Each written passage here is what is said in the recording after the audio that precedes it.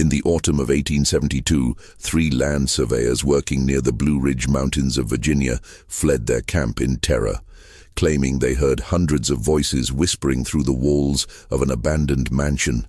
The sounds, they said, seemed to come from everywhere at once, desperate murmurs that grew louder as darkness fell.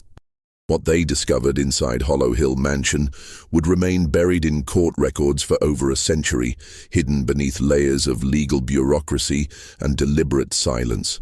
Before we delve into the chilling mystery of Hollow Hill Mansion, I want you to be part of our community of mystery lovers.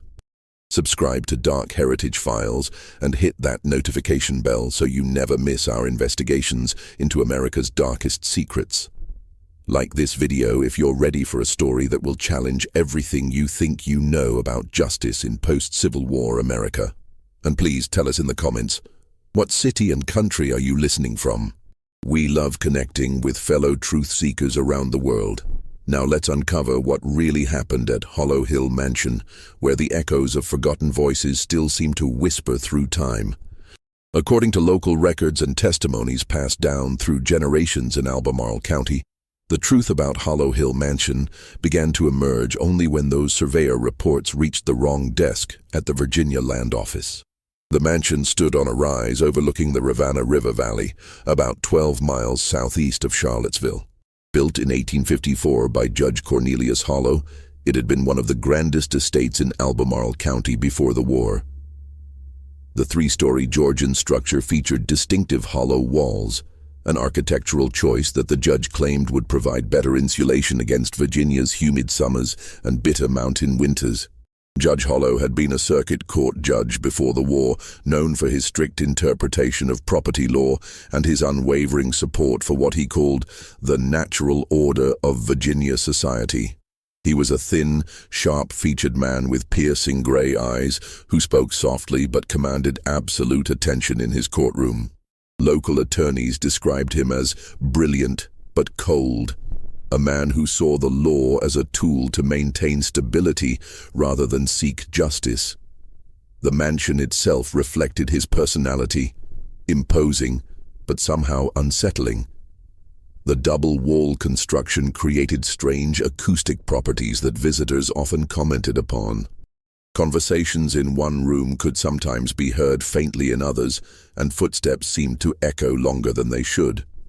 The judge's wife, Margaret, had died of consumption in 1863, and their only son had fallen at Gettysburg that same year. After these losses, Hollow became increasingly reclusive, conducting most of his business from his private study in the mansion's east wing. By 1865, with Confederate defeat inevitable, Judge Hollow had already begun making preparations for what he saw as the coming chaos. Virginia's old social order was crumbling, and newly freed slaves were beginning to assert legal claims that threatened the foundations of property ownership throughout the South. In his private correspondence with other Virginia judges, letters later found in Richmond's courthouse archives, Hollow wrote, "The law must serve order, not anarchy. When legal institutions fail, other measures become necessary." The mansion's location proved strategically advantageous for Hollow's purposes. Isolated enough to conduct private business, yet close enough to Charlottesville's legal district to maintain his legitimate judicial duties. The property included several outbuildings, a carriage house, servants' quarters, and what appeared to be a root cellar built into the hillside behind the main house. On the night of March 15, 1866, a freedman named Samuel Washington approached Hollow Hill Mansion with documents he believed would prove his claim to 40 acres of farmland near Scottsville. Washington had learned to read in secret before the war and had carefully preserved papers showing his former master's promise to grant him the land in exchange for 20 years of faithful service. With the Freedmen's Bureau backing such claims throughout Virginia, Washington believed Judge Hollow, as the county's senior legal authority, would help him formalize his ownership. Washington never returned home that night. His wife, Rose, waited 3 days before reporting his disappearance to the Freedmen's Bureau office in Charlottesville. The bureau agent, a Union Army veteran named Captain James Morrison, noted the case, but found no trace of Washington despite searching the roads between Scottsville and Hollow Hill Mansion.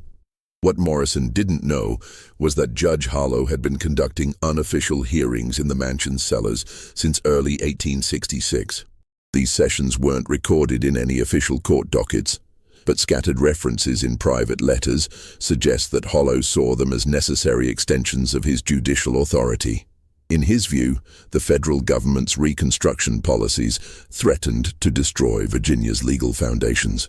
So informal proceedings became essential to maintain what he called legitimate order. The acoustic properties of the mansion's hollow walls proved particularly useful for these clandestine activities. Sounds from the cellar were muffled and distorted as they traveled through the double-wall construction, creating an eerie, whispering effect that visitors attributed to wind or settling timbers. Local residents who came to petition Judge Hollow on various matters often commented on hearing strange murmurs throughout the house, but none suspected their source. Dr. Edmund Clark, the county physician who occasionally treated Judge Hollow's chronic arthritis, later testified that during visits to the mansion in late 1866, he often heard what sounded like multiple voices speaking in hushed tones. When he asked about it, Hollow explained that he was conducting consultations with other legal experts about complex reconstruction cases. The explanation seemed reasonable enough. Many Virginia judges were struggling to navigate the new federal requirements while maintaining local authority. By the summer of 1867, a pattern had emerged that only became clear years later when various records were cross-referenced. Freedmen throughout Albemarle County who possessed potentially valid property claims were visiting Judge Hollow for legal guidance and vanishing without a trace. The disappearances occurred roughly once every 2 weeks, always involving individuals who had arrived at the mansion seeking help with land disputes or inheritance claims. Captain Morrison at the Freedmen's Bureau grew increasingly suspicious as missing person reports accumulated. Each case followed a similar pattern. A freedman or freedwoman would announce their intention to seek Judge Hollow's legal advice, travel to the mansion, and never return. When Morrison attempted to question Judge Hollow directly, he was told that these individuals had been advised their claims were invalid and had likely moved on to seek opportunities elsewhere. The judge's explanation held some credibility. Many freed people were indeed moving throughout Virginia during this period, seeking better employment or trying to reunite with family members separated during slavery. The roads were filled with people in transition, and informal migration was common. Morrison's suspicions seemed paranoid to local white officials who viewed Judge Hollow as a pillar of Virginia's legal establishment. Meanwhile, residents of the mansion's surrounding area began reporting increasingly strange phenomena. The murmuring sounds within the mansion's walls grew more noticeable, particularly during the evening hours. Mrs. Eleanor Pritchard, who delivered fresh milk to the mansion twice weekly, later testified that the entire house seemed to whisper.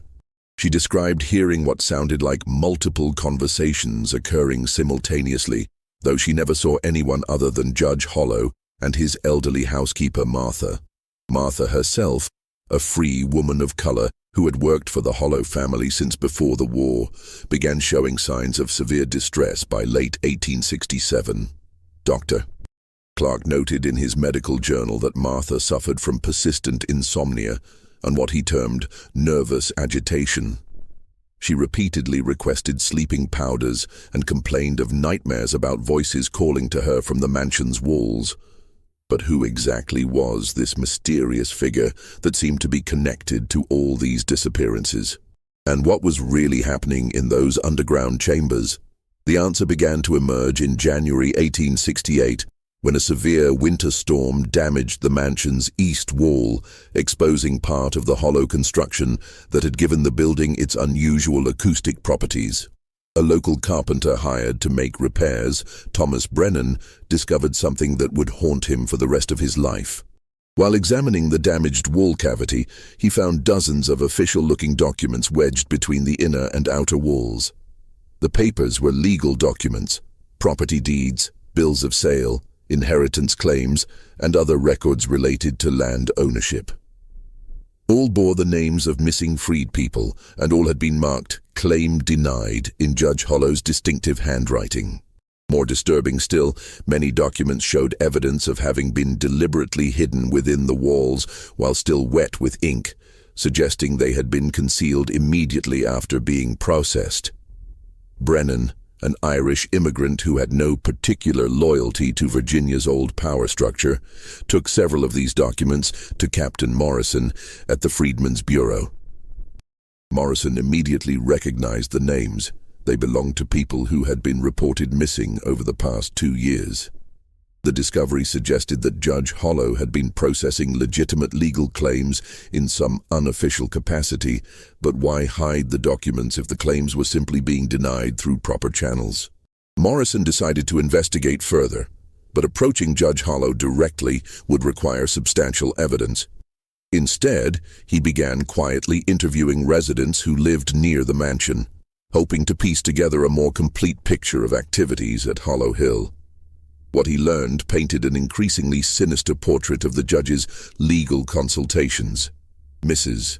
Pritchard, the milk delivery woman, revealed that she had often seen Judge Hollow burning papers in his yard during the early morning hours. The fires were always carefully tended and completely extinguished before sunrise, leaving no trace of what had been destroyed. She had assumed he was simply disposing of old legal documents, a reasonable explanation given his position as a retired judge handling various estate matters. More significantly, Morrison learned that Judge Hollow had been receiving regular visits from 3 other men: Sheriff Deputy William Crawford, Attorney Marcus Weatherby, and plantation owner Harrison Blackwood.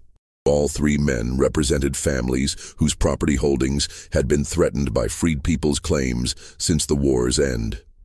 These meetings typically occurred after dark and involved lengthy discussions in the mansion's cellar spaces. The picture that emerged suggested a conspiracy that went far beyond one judge's individual actions. Morrison's investigation took a dangerous turn when he decided to observe the mansion directly. On the night of February 14, 1868, he positioned himself in the woods overlooking Hollow Hill, hoping to witness one of these mysterious nighttime meetings. What he saw confirmed his worst suspicions about Judge Hollow's activities. 3 freed people, a middle-aged man, a young woman, and an elderly couple, arrived at the mansion that evening, carrying what appeared to be legal documents. They were greeted by Judge Hollow himself, who invited them inside with apparent courtesy. Morrison noted that all 3 individuals seemed relieved and optimistic, clearly believing they were about to receive legitimate legal assistance. The meeting lasted approximately 2 hours. During this time, Morrison observed light moving between different rooms of the mansion and heard the now familiar murmuring sounds that seemed to emanate from the building's walls. The acoustic distortion created an eerie effect, making it impossible to determine exactly how many people were inside or what was being discussed. Near midnight, Morrison saw Judge Hollow and 2 other men, whom he recognized as Deputy Crawford and Attorney Weatherby, emerge from what appeared to be the mansion's cellar entrance. They spent nearly an hour carrying something to the carriage house, making multiple trips with heavy bundles wrapped in canvas. The 3 freed people never came out. Morrison faced an impossible situation. As a federal agent, he had authority to investigate suspected crimes against freed people, but he was essentially alone in hostile territory. Local law enforcement was clearly compromised, and the Virginia courts were still dominated by Confederate sympathizers who would likely dismiss any accusations against Judge Hollow without substantial proof. Just when we think we've uncovered the full scope of this conspiracy, the horror at Hollow Hill intensifies. If this story is giving you chills, share this video with a friend who loves dark historical mysteries. Give it a like to support our investigation into America's hidden past. And don't forget to subscribe to Dark Heritage Files so you don't miss more revelations like this. Let's discover together what Morrison found next. Morrison decided to take enormous personal risk by breaking into the mansion during daylight hours, when Judge Hollow was attending court sessions in Charlottesville. On February 20th, 1868, he entered through a basement window and began exploring the underground areas where he had seen the nighttime activity. What Morrison discovered in the mansion's cellars revealed the full scope of Judge Hollow's operation and explained the mysterious murmuring sounds that had puzzled visitors for years. The basement had been converted into an elaborate mock courtroom, complete with a judge's bench, witness stand, and what appeared to be a jury box. Legal documents covered every surface, and filing cabinets lined the walls, all containing records of unofficial trials conducted in secret. But the most chilling discovery was a detailed ledger in Judge Hollow's handwriting that documented over 60 cases processed through this underground court since March 1866. Each entry included the name of a freed person, the nature of their legal claim, and a final disposition. Every single case had been marked guilty of fraudulent claim and sentenced to what Hollow termed immediate enforcement of justice. The ledger revealed that Judge Hollow hadn't been acting alone. His collaborators included Deputy Crawford, Attorney Weatherby, plantation owner Blackwood, and at least 4 other prominent local men who served as his jury in these proceedings. Together, they had created an entire parallel legal system designed to eliminate freed people whose property claims threatened their economic interests. The acoustic mystery of the mansion was finally solved when Morrison discovered that the hollow walls contained dozens of legal documents that had been stuffed into the cavities after each trial. As these papers aged and shifted with temperature changes, they created the rustling, whispering sounds that visitors had attributed to supernatural causes. The murmurs were literally the voices of the disappeared, not their spirits, but their written testimonies and legal claims, creating an eerie symphony of injustice trapped within the mansion's walls. Morrison's most horrifying discovery came when he found detailed architectural drawings showing modifications Judge Hollow had made to the mansion's foundation. A series of sealed chambers beneath the cellar floor contained what the drawings euphemistically labeled as case closure materials. The implications were clear. The missing freed people hadn't simply vanished. They had been murdered and concealed within the mansion's structure itself. The judge's own notes revealed his twisted justification for these actions. He viewed himself as a defender of Virginia's legal traditions against what he saw as federal tyranny. In his mind, the unofficial trials were more legitimate than the Reconstruction courts because they preserved natural law and social order.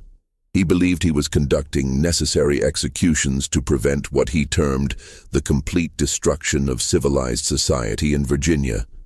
Morrison gathered as much evidence as possible before retreating from the mansion, but he faced a critical problem: how to expose this conspiracy without becoming its next victim. Judge Hollow and his collaborators controlled local law enforcement and had demonstrated their willingness to commit murder to protect their operation. Morrison needed federal intervention, but summoning U.S. troops to arrest a sitting Virginia judge would require irrefutable proof. The solution came from an unexpected source. Martha, the mansion's housekeeper, had been secretly documenting Judge Hollow's activities in a diary hidden beneath floorboards in her quarters. Her detailed records provided dates, names, and descriptions of the underground trials, corroborating everything Morrison had discovered. Martha's conscience had finally overcome her fear, and she was willing to testify in exchange for federal protection. On March 3, 1868, federal marshals arrived at Hollow Hill Mansion with warrants for Judge Hollow and his 6 collaborators. The arrests created a sensation throughout Virginia, as details of the underground court became public during the subsequent trials. Judge Hollow was convicted of multiple counts of murder and conspiracy, though he maintained until his execution that he had been upholding legitimate legal authority against federal overreach. The mansion itself was seized as evidence and remained empty for years while legal proceedings continued. The hollow walls were eventually opened to retrieve the hidden documents, which provided crucial evidence for restoring property rights to families of the victims. However, the building's association with mass murder made it unmarketable, and it gradually fell into ruin. The case became a landmark in Reconstruction-era law enforcement, demonstrating both the extent of resistance to federal authority in the South and the dedication of agents like Morrison, who risked their lives to protect freed people's rights. The Hollow Hill conspiracy revealed how deeply entrenched interest would go to preserve antebellum power structures, creating shadow legal systems that operated parallel to legitimate courts. Yet perhaps the most haunting aspect of this story lies in what it represents about justice itself. Judge Hollow genuinely believed he was upholding the law, while his victims sought only the legal rights that federal law guaranteed them. The murmuring voices trapped in those walls serve as a reminder that justice delayed or denied creates its own kind of haunting. Not supernatural, but all too real in its consequences for human lives and dignity. This case forces us to confront uncomfortable questions about how legal systems can be corrupted by those sworn to uphold them, and how the echoes of injustice can literally remain embedded in the places where it occurred. What do you think about this dark chapter in Virginia's history?